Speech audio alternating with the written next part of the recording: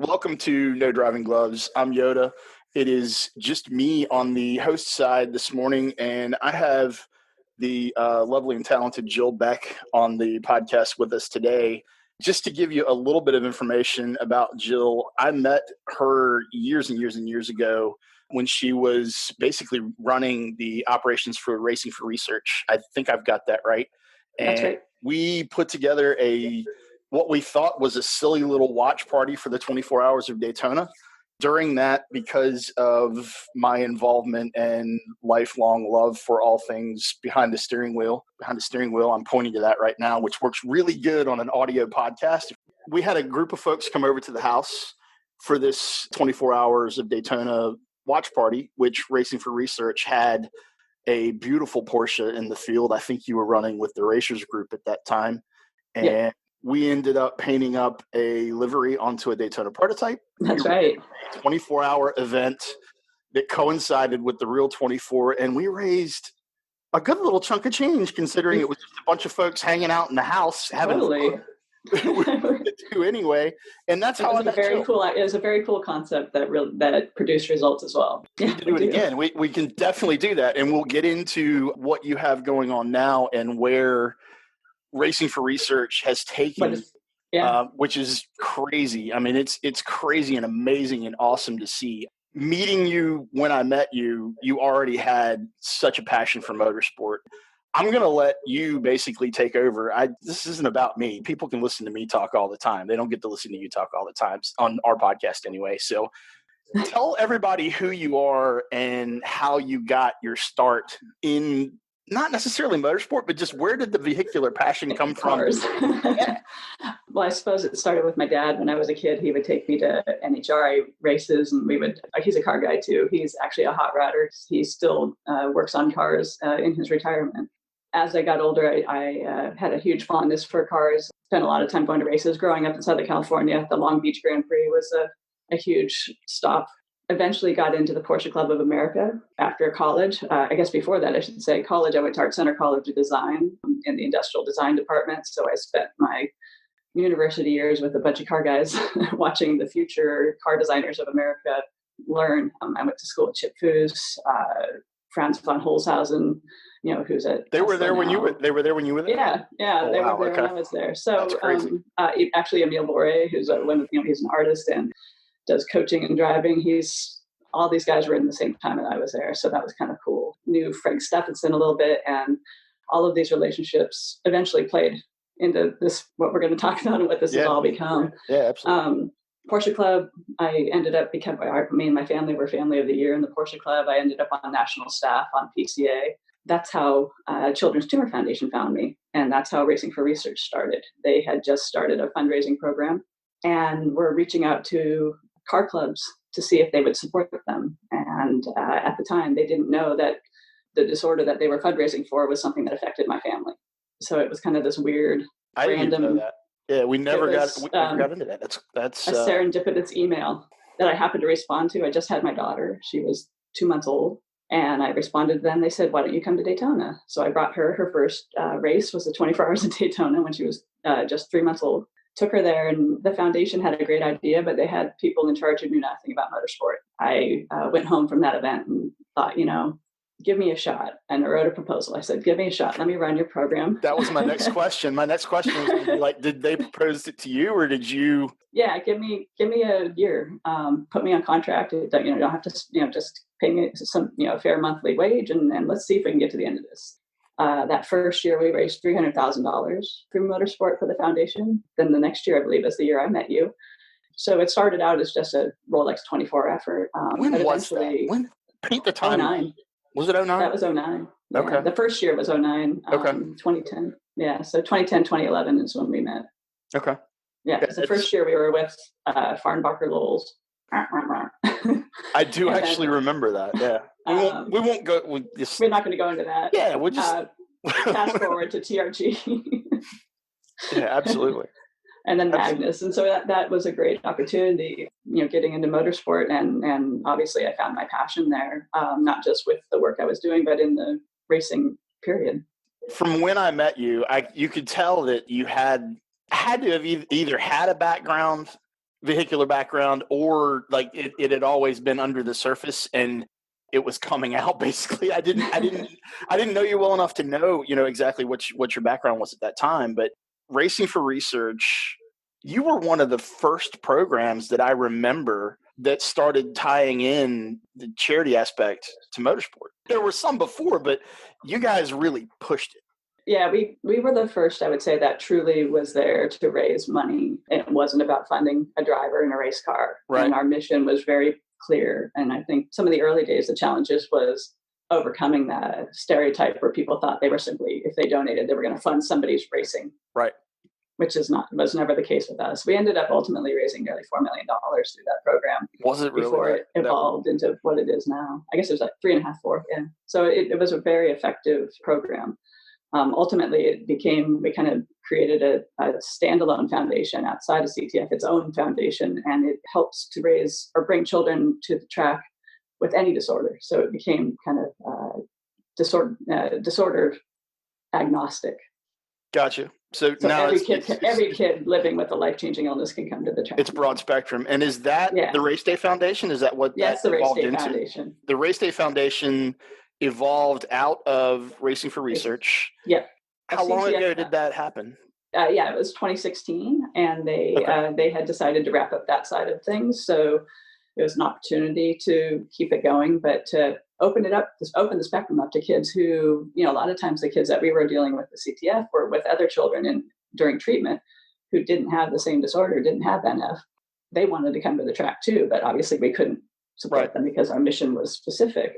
Race Days allowed us to do that across the spectrum. Yeah, it's amazing. It's an incredible program, and the couple times that I've actually been at the track and had some interaction with you guys after our initial deal, to see the look on not only the children that are affected by this, but the families that are affected by this. It's a total family thing. You're bringing folks out to a racetrack for an experience that even a lot of race fans have never had that kind of access to a team and the drivers and the engineers and being in the paddock and being around the cars, and they just light up.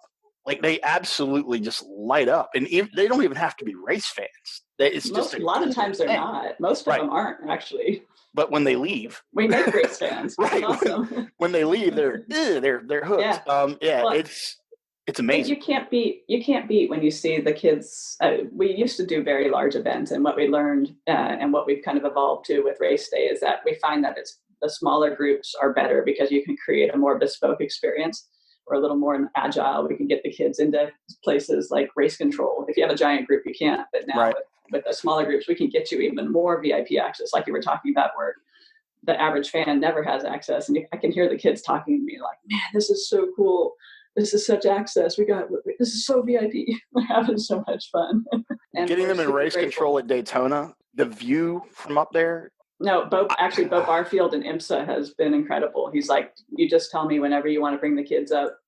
And they were awesome. Up in VIR last year, up in the booth there, and they can sit there and watch the whole transition through a yellow flag session or go back to green, and it's kind of a cool opportunity to see how the behind the scenes of racing.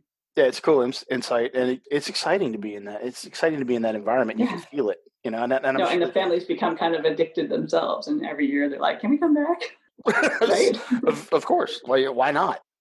The Race Day Foundation, how has that impacted you transitioning from running the Racing for Research side of CTF? Now you have the Race Day Foundation, and you're now a team owner.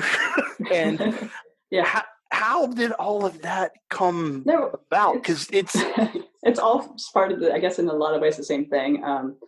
I met Compass Racing in 2011. It was when Ryan Eversley drove for us at Daytona in the Porsche. He introduced me to his team owner, Carl Thompson, and asked if he would put the logo on the car. And it was kind of cool because Carl was the first team owner who didn't ask me to pay him to put the logo on the car. Right. It's like, oh, totally, put it on. Fast forward a number of years, and 2016, there became an opportunity to invest in the team and to kind of transition. So I took it, and here we are.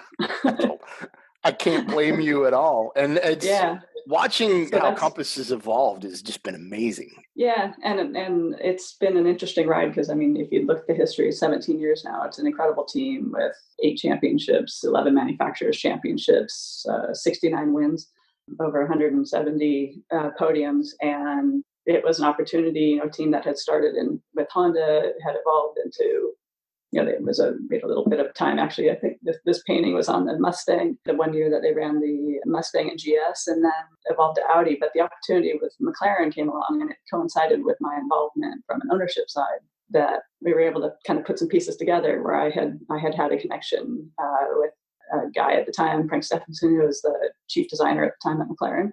He had introduced me to the gentleman who became president of McLaren. We were able to kind of hook into them very early in their program when they rolled out the initial GT4 program for 2017 season. That coincided perfectly with Compass's, as we were looking for a car, what we're going to shift to, because there was no, at the time we had the Audi S3, but there was no Audi GT4. So we couldn't do that. And we were looking for a GT4 car, and 2 pieces came together. It's fairly impressive to come together with a mark like McLaren in the way that you did. And then seeing that 720, I have been very fortunate to get behind the wheel of a 720, obviously street car, not the GT car. Yeah. The street car is just silly, like in all the right ways. It is so unbelievably amazing. And I can't even. And the race car is like another level. Yeah, I can't even imagine. I cannot even imagine. It's it looks the same, but it is not the same car. It's a bespoke race car. It's proper kit, and it's actually 9 inches wider than the street car. It looks like it's the street car, but if you actually look, like the headlamps are 3D printed. They're not the same ones you would get on the street car, because they actually don't fit. It all comes apart really fast. It's a fantastic piece of equipment, but it is unlike the GT4, which is really just the 570 taken off the line early and turned into a race car. Right. The 720 is from the bottom up a developed bespoke race car. Are y'all the only ones that have one running GT in North America right now, or is there we are the only ones in North America running? That's what I thought. Yeah. That's what I thought. Yeah. How is it working with a manufacturer like McLaren? I know that you are going to have to say it's amazing, but seriously, you're detached from Woking, right? You're in the States. You're in California. Yeah. You're about as far away in the United States as you can get from Woking, England. It's not right around the corner. And you have 1 or 2? McLarens, we have 4. We have 3 GT. Yeah, one GT3. Yeah. The 720. Yeah, you have 1. Yeah. There's literally, like, if you heard it, or if you need parts, like, how is it, like, how does that work? Are they really responsive? They partnered with Haas Automotive to be their at-track support provider. So Haas has a rig that rolls around and supports the GT4s and the GT3. I mean, obviously, because we're the single GT3, we have a collection of parts that they carry that are ours. But, every door, like, for example, the doors on the GT4 or GT3, you actually have to fit them and make sure they fit your car. So we've got them all sorted. And so if we need it, you can pop them right on and they'll work perfectly. But since it's just us, it's okay. Right. And I think in general, there are some challenges presented by having the manufacturer overseas. And also, I think because McLaren is not, they're not a Porsche, right? As far as the production. They're not huge. They're not huge. Yeah, they're not huge. They're amazing, but they're not huge. But I would say that overall, it has been a really fruitful partnership for us. They've been great. The support they give us as far as at-track support for the GT3 has really been incredible. We have an engineer, Rob, who has been on that car. He helped build the car in Woking. Okay. And everything we've ever done with the car, he's been here. Actually, part of the challenge of what's coming up is he can't be here. This will be the first time we're going to run that car without him on site. And I know that a lot of teams are going to have the same problem, but it's a challenge with the European because of everything that's going on. We're not able to bring in a lot of the support staff. Are you guys going to go full F1 and do data dumps from trackside over to Woking? We're actually going to have a connection. IMSA is working on an internet connection that'll be available to all the teams, so we can be live with our engineers in the support. Yeah. That's very cool. The geek simulation side of me wants to be like, can I see that, please? Yeah, we've got a lot. We're going to start in testing actually very soon with them on all those systems to make sure that the communication's clear and that we are doing what we need to on this end to give them the information they need there. Is it going to be a live dump? Like, is it literally going to be a live? Okay, wow. So it's not going to be a go out, run a session. No. Come in. No, my understanding is at this point, we'll see what the actual connections are once we're there. Right. But conceptually, yes, it'll be live. Good news and bad news. We go back to racing. It's going to be just the teams. We talked about this a little bit before we actually started recording today. I don't know how much you can talk about it or not, but I mean, saying it's going to be just the teams when IMSA goes back, that's something that everybody knows. Like, we're not breaking an embargo on that information by saying no. that. And I don't. Then the counts are. A lot of the information is already public. I mean, we will have limited crew counts. 15 crew members per team, and we'll be limited to staying within our crew area, meaning that we're not supposed to not fraternize with the other teams. Is it 15 per team total? No matter how many cars? No, per car. Okay, thank God. I was like, what? Yeah. That's not per car. possible. There's a lot of logistics to work out. IMSA will, and I'm sure, get back to us and provide us with all the information we need. But it's going to be a very different Daytona for sure. Yeah, absolutely. I mean, where I was going with that was from a data transfer standpoint. At least it won't be like, race goes live and all of your bandwidth is immediately sucked out of the building. No, apparently this is something IMSA has been working on is providing basically a pipe for the teams to work within and allocating bandwidth to each team. We'll see how that works. They say that it was something that they've been working on. So it was fortuitous timing that they had already had this kind of in pipe. Yeah, that's very cool. Because I mean, you're going to need that. You're definitely going to need that to be able to access that engineer and know that they are getting proper data in real time. That's huge. That's and it's everything, but it's a lot. Yeah, McLaren was very early, and once everything started to go down, we got communication from them. Realizing that they probably wouldn't be able to travel. Right. The cool thing with being with McLaren, though, you've got their F1 expertise in that area is already online, right? Like literally they've been doing that for forever. Like ever since there's been broadband. They have to just translate it to automotive, because automotive and F1 are two different entities within the organization. And so, but yes, they certainly have under the roof, there's people who know how to do these things. They have a better understanding than teams that haven't been involved in that real-time transfer. That's a cool thing. Yeah, they've got some systems set up, and I'm sure it'll be a learning experience for everybody. Yeah, it's going to be different.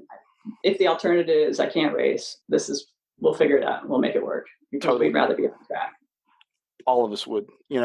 Coming from the simulation background that I come from. I've been enjoying the rise of simulation over the past several months, and being able to actually get track time, whether it's virtual or real. I'll take wherever I can get it. Right. And I have seen that you guys have been involved in the IMSA virtual. Well, it's opportunities. I mean, we have a great sponsor in Richard Neal. The opportunity to try to at least make use of the simulations and put delivery on the cars and see if we can at least give them some value while the cars were parked was certainly worthwhile and something we were keen to do. I mean, we've been actually really fortunate. The GT3 in Assetto Corsa, they've actually, Assetto Competizione, they have put our livery in there. Project Cars, the livery will be in there already also. So we've kind of got all these different.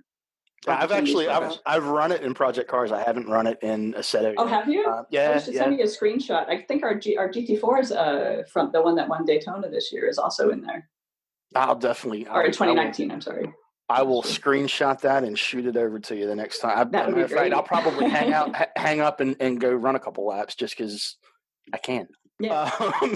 It's seeing that crossover between the digital world and the sports car world, and it's sort of it's always been there. For the past 20 years, I've been involved in motorsport simulation, but I hate that what happened is the catalyst for it coming to Fox Sports and seeing that big push. I hate the reasons behind it, but I love the fact that it happened. I have to ask you, being on the front lines and having a professional real world sports car team that's competing in these digital IMSA events, did you get the exposure for sponsors and for the team? And was it what you thought it was going to be? Or because I watched the events and I thought they were epic. They were fun. I mean, I think that especially the first few rounds of it definitely were beneficial to our sponsors. They had great coverage. I mean, I think they were looking at like 91,000 viewers, which is great for, especially if people were so hungry for anything at that point, right? And it's targeted. That's the cool thing. It's 91,000 people that truly want to be there and they're truly interested. Yeah, exactly. So, from our perspective, any exposure for our sponsors, for our team, for our cars, for our drivers is better than where we were, and we're grateful for the opportunity. Is it the same? It's totally different. It's not the same. There's no smells. There's no sounds. I'm super impressed with the quality of the simulations, the track. I mean, you see the cracks in the tarmac and the fillers and all the different little things that are there from being there in person. So that's kind of cool. How about the broadcast? Like that's one thing that's always blown me away about sim racing at the higher levels is the broadcast with the overlays and the camera changes. And it's crazy. It's real. It's super cool. That part of it is mind blowing to me. It also shows you how important having a good broadcaster is, because there were obviously a lot of different series happening at different times, and I felt like the IMSA broadcast was top of the bunch. It totally was. It totally was. I mean, you have to have someone who's knowledgeable about what's going on in the real world, but can also speak to the things that are different. It's simulation. It produces some different feedback and it produces different scenarios. Like I've always said that if you get a disconnect, like every once in a while you'll be driving along and someone just blinks out. They're gone. Right. In the digital world, I call that an engine failure. It's literally it happens. It's the digital equivalent of an equipment failure in the real world, and stuff happens, and you just roll with it and deal with it.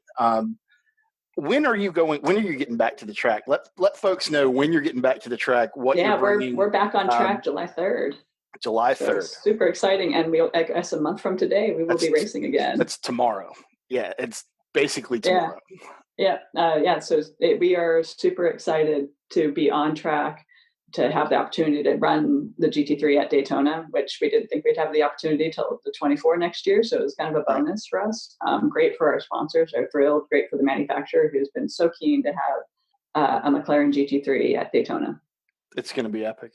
I can't even imagine what it's like to get into that race car, because the street car I think it's the de facto supercar right now. Like from what I've driven over the last couple of years, there's been nothing that I've gotten into that was as nice as far as fit and finish, that was so capable. And I have an invite, and I'm going to go ahead and say this right now. Philip Eggers, you're the man. Thank you so much. He's going to let me take it out on Barber later this year. Oh, great. And that'll be a fun track with it. It's not going to stop. It's not going to suck. That's super fun. That I know. But that car, when you put it in race mode and the dash transforms, it translates into the street car. So cool. Oh my! I got goosebumps just talking about it. It is it's a spaceship. Coolest, it is. It's the coolest thing, and I can't. Like I said, I can't even wrap my brain around it. And you get to walk by that thing constantly. Do you sleep? It's funny how much you miss it when you can't hear it on track. Right. Like every other day, I'd be like, just fire it up for about. Yeah, we haven't been able to. I mean, she hasn't been on tracks, since we did testing at Sebring and Road Atlanta right before everything went down, so the early March, and that was the last time she's been out. Can you talk about lap times during the test, or will you talk about lap times during the test? We're happy. Okay. We're good. All right. I have to ask, just especially Road Atlanta.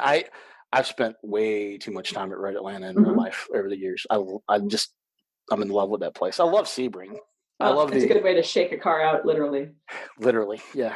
It's a good way to shake the fillings out of your teeth and the kidneys out of your body. Yeah. And it's That's an interesting facility that just, it keeps getting worse, but then it's better for what you want to use it for because it's getting worse. Right. You know, it's, as far as a shakedown goes, like everybody's like, the bumps are terrible. Yeah, but they serve a purpose.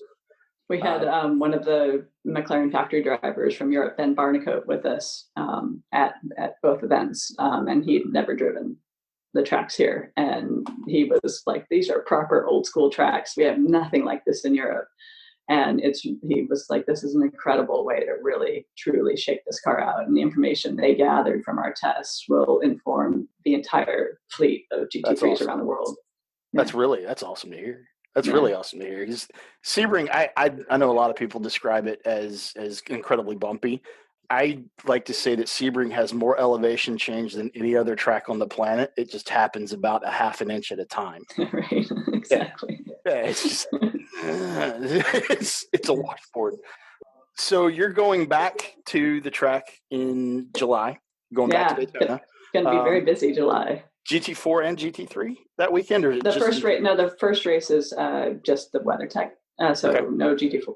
And then our GT4 is actually we've redeployed them to SRO for the season, so we're focusing solely on GT3 and IMSA, so we can give this car all of our attention. Excellent.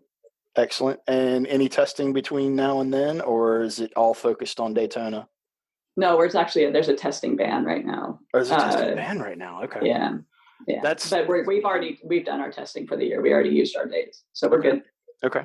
All right. Let's switch gears a little bit. And what does Jill have in Jill's garage that she loves? Like, what are you daily driving right now? And do you own your dream car right now, or are you playing around? I do. I'm happy. Okay. My garage doesn't. Well, we have as a just to, I guess, emphasize our full commitment to the brand. There is a 570S in the garage. Oh, poor you. I know. Yeah, it's an interesting car to take out, and because a lot of people, we're very, very, very fortunate to do what we do. I mean, we get to be at the track when so many people would just love the moment, just one moment to be there, let alone do it as often as the other side of that, though, is a lot of people look outside looking in, and I get this a lot with what I do. You don't really work. You don't I hear it all the time. It's a junket. Right. You don't really work at all. That is not true. I know that where you were to where you are now, you have never stopped working to get to where you are now. No, it's a lot of work, and it's weird hours. I mean, we can be on the road 25 weekends or more a year, because we don't just do the professional racing. We do track events locally. We do race prep for people. Like we had a Senna GTR in the shop and did some race prep for the customer and took the car out there, out to that was a Spring Mountain in Nevada. It's nonstop. It's crazy. You have to talk to England. You got to get up and deal with the hours and the time changes.